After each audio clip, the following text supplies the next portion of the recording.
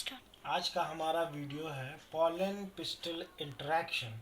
Pollen जैसा कि सभी आप लोगों को पता है मेल रिप्रोडक्टिव प्लांट का मेल रिप्रोडक्टिव सेल है या गैमीट है। पिस्टिल आपको पता है फीमेल रिप्रोडक्टिव सेक्स ऑर्गन है। और इंटरेक्शन का मतलब होता है एक दूसरे पे प्रभाव, यानी पॉलन का पिस्टिल पे क्या प्रभाव पड़ता है, इसी को इंटरेक्शन कहते हैं। जैसे कि पॉलन पिस्टल इंटरेक्शन का मतलब कि जब पॉलन ग्रेन्स पिस्टल पे आता है तो कैसे इंटरेक्ट होता है, कैसे एक दूसरे पे प्रभाव डालता है, इसी को पॉलन पिस्टल इंटरेक्शन कहते हैं। ठीक है कि पॉलन पिस्टल इंटरेक्शन में हमेशा जो आपकी पिस्टिल होती है यही रिकॉग्नाइज या यही पहचानने के लिए कैपेबल है। हमेशा पिस्टिल ही कैपेबल है पॉलन ग्रेन को रिकॉग्नाइज करने के लिए या पहचानने के लिए। इस बात को हमेशा याद रखिएगा। और एक और बात याद रखिएगा, पॉलिनेशन का सिंपली मतलब ये होता है कि कोई भी पॉलन ग्रेन स्टिग्मा पे उड़ के चला जाए, कोई भी पॉलन ग्रेन स्टिग्मा पे उड़ के चला जाए, इसको पॉलिनेशन बोलते हैं। याद रखिएगा, हर पॉलिनेशन इंटरेक्ट करने के लिए कैपेबल नहीं है। योग्य पॉलन ग्रेन्स होगा तभी पिस्टिल पे इंटरेक्ट होगा। मतलब कि जिस स्पीसीज का पिस्टिल है, जिस स्पीसीज का आपका पिस्टिल है, उसी स्पीसीज का आपका क्या आना चाहिए, पॉलन ग्रेन्स आना चाहिए। इस बात को याद रखिएगा कि करेक्ट पॉलन ग्रेन्स को ही एक्सेप्ट करेगा पिस्टिल।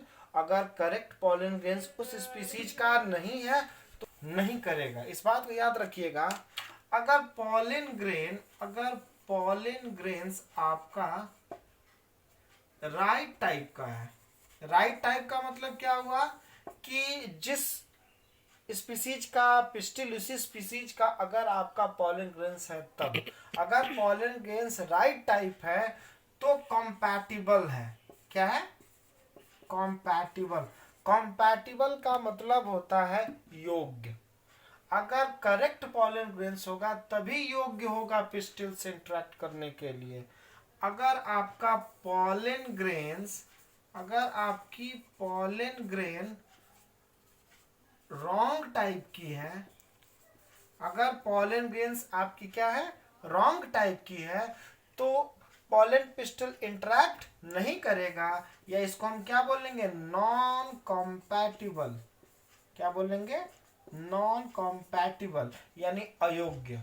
जब पॉलन ग्रेन्स योग्य होगा तभी इंटरेक्ट होगा, जब योग्य नहीं होगा तो इंटरेक्ट नहीं होगा। याद रखिएगा, जब भी पॉलन पिस्टल इंटरेक्ट होता है तो पॉलन ग्रेन्स के पास भी अपना केमिकल होता है और पिस्टिल के पास भी अपना केमिकल होता है। यानी कि सिंपल, पॉलन हैव केमिकल और pistil also have chemical, yani both pollen and pistil have chemical. With the help of chemical, these special type of cells or a type of gamete and type of organs interact to one another. Okay, जैसे कि मान लेते हैं pistil chemical, मान लीजिए आपका ये जो pistil chemical plus pollen chemical, pistil का केमिकल प्लस पॉलन का chemical, if reaction favourable, if reaction favorable, then it result, pistil का केमिकल और पॉलन का केमिकल जब आपस में मिलता है वो भी कंपैटिबल है, योग्य। अगर रिएक्शन फेवरेबल हो, यानी पॉलन के केमिकल का रिएक्शन और पिस्टिल का केमिकल का रिएक्शन अगर क्या हो, फेवरेबल हो, then it result pollen tube, then it result pollen tube accepted, then it result pollen tube जब pollen grains और pollen pistil दोनों जब accepted हो जाएगा, उसके बाद आपकी क्या होगी, लास्ट में pollen tube की germination। याद रखिएगा, जब योग्य pollen grains और योग्य pistil दोनों के योग्य केमिकल जब आपस में मिलेंगे, तब जाके वो पॉलन ग्रेन्स एक्सेप्ट होगा। कौन एक्सेप्ट करेगा, पिस्टिल एक्सेप्ट करेगा, और एक्सेप्ट करने के बाद ही पॉलन ट्यूब की जर्मिनेशन होगी। कहाँ पे होगी, तो पिस्टिल के अंदर। ये आपका एक फिगर है जिसमें से ये शो किया गया है, इसको पॉलन ग्रेन्स बोलते हैं, और इस पूरे को हम क्या बोलते हैं, पिस्टिल बोलते हैं। इस पूरे को हम क्या बोलते हैं, पिस्टिल, और ये आपको क्या है, पॉलन ग्रेन्स। याद रखिएगा, पॉलन ग्रेन्स के ये पॉलन ग्रेन्स से याद रखिएगा। और पॉलन ग्रेन्स के अंदर दो टाइप की सेल्स होती है, एक है आपकी वेजिटेटिव सेल्स, एक आपकी क्या है, वेजिटेटिव सेल्स, और दूसरी आपकी जनरेटिव सेल्स है। जनरेटिव सेल्स ही फर्टिलाइजेशन के लिए रिस्पॉन्सिबल होता है, और वेजिटेटिव सेल्स जो होते हैं इस जनरेटिव सेल के न्यूट्रिशन के लिए होता है। वेजिटेटिव सेल्स हमेशा लार्ज होता है और जनरेटिव सेल्स हमेशा स्मॉल होता है। याद रखिएगा, जब करेक्ट या योग्य पॉलन ग्रेन्स, जब योग्य पॉलन ग्रेन्स आके स्टिग्मा पे लाई करेगा, तो पॉलन ग्रेन्स कुछ केमिकल एब्जॉर्ब करेगा। ये पॉलन ग्रेन्स कुछ केमिकल एब्जॉर्ब करेगा, और वो केमिकल कहाँ से रिलीज होगा, तो स्टिग्मा की जो वॉल है या अपर पार्ट है, यह कुछ केमिकल रिलीज करेंगे। कौन सा केमिकल होगा, H2O, बोरॉन और कैल्शियम। H2O, बोरॉन और कैल्शियम पिस्टिल से एब्जॉर्ब कौन करेगा, पॉलन ग्रेन्स एब्जॉर्ब करेगा। और जब एब्जॉर्ब करने के बाद क्या होगा, पॉलन ग्रेन्स आफ्टर एब्जॉर्बिंग, यानी एब्जॉर्बिंग के बाद क्या होगा, यह स्वेल हो जाएगा। इट स्वेल, क्या होगा, यह स्वेल होगा, ठीक है। और स्वेल होने के बाद क्या होगा, इसके अंदर एक प्रेशर, जब भी ये स्वेलिंग होगी तो इसके अंदर एक प्रेशर क्रिएट होगा, ठीक है। और उसी प्रेशर क्रिएट होने के बाद क्या होगा, ये बर्स्ट करेगा। और एक बात याद रखिएगा, ये पॉलन ग्रेन्स का आउटर पार्ट क्या कहलाता है, एक्साइन कहलाता है, और अंदर का पार्ट क्या कहलाता है, इंटाइन कहलाता है। तो जब भी पॉलन ग्रेन्स स्वेलअप होगा, तो याद रखिएगा, पॉलन ट्यूब यहाँ पे इंटाइन क्या करेगा, इंटाइन एक केमिकल रिलीज करेगा, और आपको पॉलन ट्यूब का डेवलपमेंट हो जाएगा। और ये क्या आ जाएगा आपको, pollen tube develop from intine. Pollen tube किससे डेवलप होगा, इंटाइन से होगा। और ये इंटाइन कहाँ चला जाएगा, या इंटाइन इस आपके पिस्टिल के अंदर क्या होगा, एक पाइप लाइक स्ट्रक्चर आगे बढ़ता जाएगा। और कहाँ से ये निकलेगा, तो जहां पे स्पोरोपॉलन एक्साइन, याद रखिएगा एक्साइन का जो पार्ट होता है, ये पार्ट ये क्या होता है, एक हार्ड रेजिस्टेंट होता है। और कहीं कहीं पे आपकी एक्साइन की जो स्पोरोपोलिनिन नहीं होती, यानी कि जहां जहां पे स्पोरोपोलिनिन नहीं होगा, वहीं से क्या होगा, वहीं से जर्मपोर का, जैसे एग्जांपल देख लीजिए, माना कि ये आपको क्या है, ये आपको सपोज डैट एक पॉलन ग्रेन्स का आउटर पार्ट है, ये आपको क्या कहलाता है, इसको एक्साइन कहते हैं। और एक्साइन किस चीज का बना होता है, तो एक्साइन एक टाइप का केमिकल का बना होता है। उस केमिकल को मैंने बताया था स्पोरोपोलिनिन, और जगह जगह पे स्पोरोपोलिनिन नहीं होता है, इसको क्या बोलते हैं, जर्मपोर। याद रखिएगा, जहां पे एक्साइन पार्ट में केमिकल नहीं होता, जिसको जर्मपोर बोलते हैं, वही जर्मपोर से ओपन होके कहाँ चलाता है, तो नीचे की तरफ। कहाँ पे, तो आपके स्टिग्मा के नीचे स्टाइल के तरफ एक ट्यूब लाइक स्ट्रक्चर डेवलप होता है। इस बात को याद रखिएगा। और इंटाइन एक तरीके का केमिकल रिलीज करता है, वो कौन सा केमिकल है,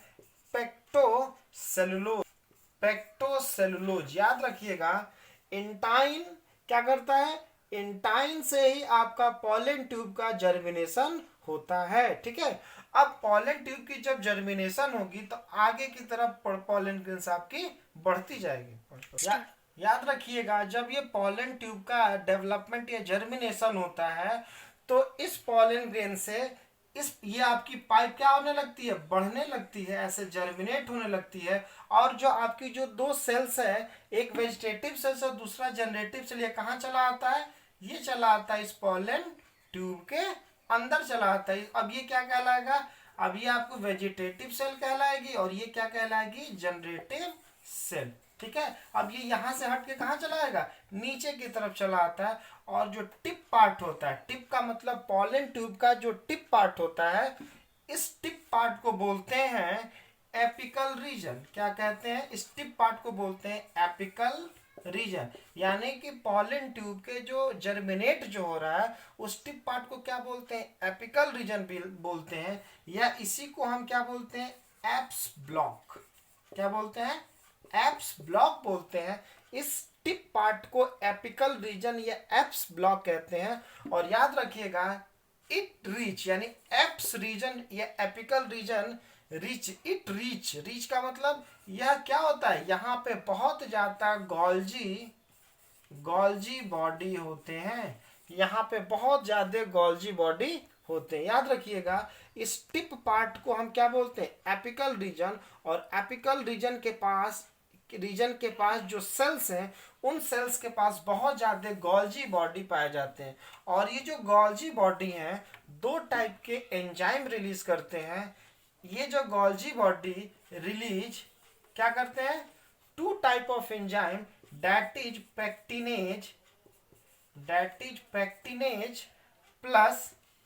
पैक्टिनेज प्लस सेलुलेज।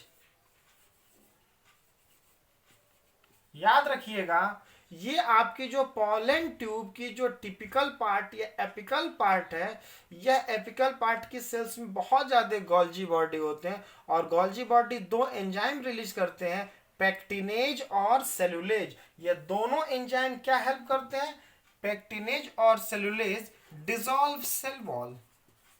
क्या करते हैं, सेल वॉल को डिसॉल्व करते हैं। और आगे की तरफ हमारा, चूंकि यहाँ पे हमारा ओव्यूल होता है, इसकी मंजिल कहाँ तक होती है, यहाँ तक पहुंचने की। यानी ये ट्यूब कहाँ से डेवलप हो रहा है, ये ट्यूब आपके स्टिग्मा के टिप से डेवलप हो रहा है। और कहाँ तक जाना है, इसको ओव्यूल तक जाना है।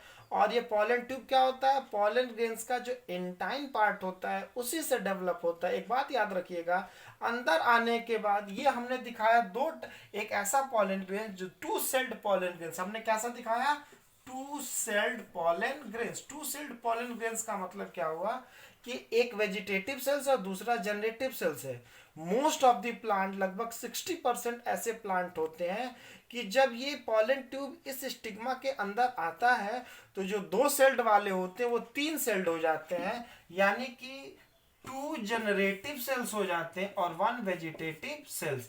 जो three celled pollen grains, most of the plant जो थ्री सेल्ड पॉलन ग्रेन्स होते हैं वो तो तीन इसमें अंदर आएंगे। लेकिन अगर जो टू सेल्ड पॉलन ग्रेन्स होंगे और जब पॉलन ट्यूब का डेवलपमेंट होगा ये स्टिग्मा के अंदर, तो जो टू सेल्ड होंगे वो थ्री सेल्ड होंगे, जिसमें से दो जनरेटिव सेल्स हो जाएंगे और एक वेजिटेटिव सेल्स होगा। इस वेजिटेटिव सेल्स का क्या काम है, इस वेजिटेटिव सेल का काम है कि जनरेटिव सेल्स को न्यूट्रिशन प्रोवाइड करना। कब तक प्रोवाइड करना, जब तक कि ये पॉलन ट्यूब इस यानी आपकी ओव्यूल है, जब तक ये पॉलन ट्यूब यहां तक ना आ जाए, जब तक ये पॉलन ट्यूब यहां तक ना आ जाए तब तक के लिए जो आपकी जो वेजिटेटिव सेल्स है तब तक उसका यूटिलाइज होता है। जैसे यहाँ पे जो तीन सेल्ड हो जाते हैं, क्योंकि एक जो जनरेटिव सेल्स माइटोसिस होकर दो सेल हो जाता है, तो दो जनरेटिव सेल और वेजिटेटिव सेल जब यहाँ पे आ जाता है, इसका मकसद होता है वेजिटेटिव सेल को यहाँ तक पहुँचाने का काम करता है। जैसे यहाँ तक पहुँचता है ये डीजनरेट, अब आपकी जो वेजिटेटिव सेल्स क्या होती है, डीजनरेट हो जाती है और दो आपकी जनरेटिव सेल्स यहीं पे रह जाती है। ठीक है, एक बार मैं फिर से रिवाइज कर देता हूं, ये पॉलन ग्रेन्स और पिस्टिल दोनों योग्य पॉलन ग्रेन्स और योग्य पिस्टिल, चूंकि पिस्टिल याद रखिएगा, कोई भी पॉलन ग्रेन्स अगर उड़ के या किसी भी सोर्स के द्वारा अगर स्टिग्मा पे आता है तो उसको हम क्या बोलते हैं, पॉलिनेशन। पॉलिनेशन का सिंपली मतलब क्या होता है, पॉलन ग्रेन्स एंथर से उड़ के स्टिग्मा तक चला है। तो याद रखिएगा जो आपके स्टिग्मा है, कोई सा भी पॉलन ग्रेन से स्टिग्मा पाएगा तो ये योग्य, जब ये पॉलन ग्रेन्स योग्य होगा तभी आपकी पॉलन ट्यूब की जर्मिनेशन होगी। यानी पॉलिनेशन कोई जरूरी नहीं होता है कि पॉलन ट्यूब का जर्मिनेशन हो, जब कंपैटिबल या योग्य पॉलन ग्रेन्स होगा तभी जाके स्टिग्मा पे क्या करेगा, लाई करेगा। और आज तक अभी तक कोई ये नहीं बता पाया है कि कैसे ये सेलेक्ट करता है कि यह योग्य है या अयोग्य है। आज तक अभी ये पता किया जा रहा है कि ये कैसे ये स्टिग्मा रिकॉग्नाइज करता है कि यह योग्य है या अयोग्य, या ये कंपैटिबल है या नॉन कंपैटिबल है। जब आपकी योग्य या कंपैटिबल पॉलन ग्रेन्स आता है तो दोनों के सेल वॉल या दो स्टिग्मा की आउटर लेयर और आपकी पॉलन ग्रेन्स के आउटर लेयर के दोनों के केमिकल रिएक्शन होते हैं।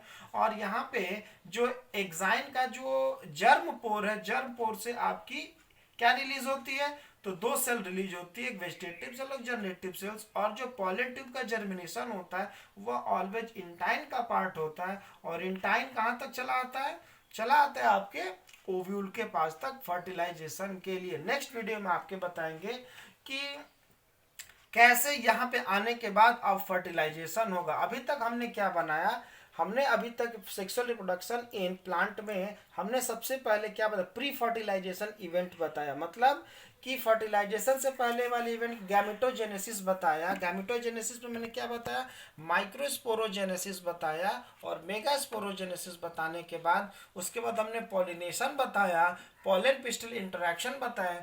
अब हमारा क्या हो जाएगा, एक हम यानी कि प्री फर्टिलाइजेशन इवेंट खत्म करके हम नेक्स्ट में क्या पढ़ेंगे, तो फर्टिलाइजेशन पढ़ेंगे। और फर्टिलाइजेशन की स्पेसिफिक इसमें इस प्लांट में, फ्लावरिंग प्लांट में मोस्टली डबल फर्टिलाइजेशन होता है। और डबल फर्टिलाइजेशन नेक्स्ट वीडियो में आपको बताएंगे और उसके बाद आपको पोस्ट फर्टिलाइजेशन इवेंट के बारे में बताएंगे। ठीक है।